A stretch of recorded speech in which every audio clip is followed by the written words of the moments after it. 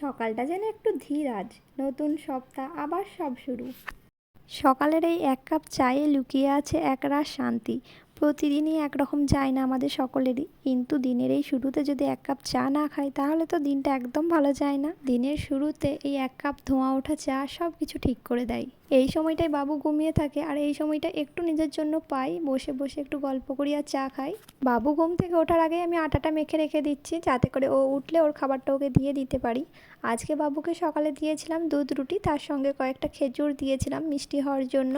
আমি রুটিগুলো বেলছিলাম আর তার মধ্যেই বাবু ঘুম থেকে উঠে গেছে।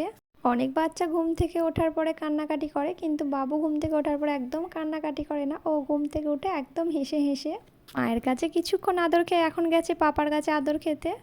এখন আমি ঝটপট করে বিছানাটা একদম গুছিয়ে নিলাম। বিছানা বেশিক্ষণ নোংরা পড়ে থাকলে আমার একদম ভালো লাগে না।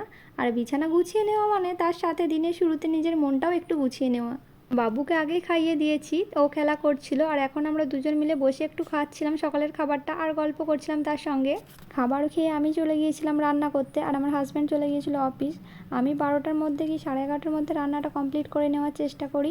এই গাছগুলো, হাওয়ার শব্দ, খোলা আকাশ, ফুলগুলো, কখনো কখনো এরাই সবচেয়ে কাছের সঙ্গী হয়ে ওঠে, তাই না?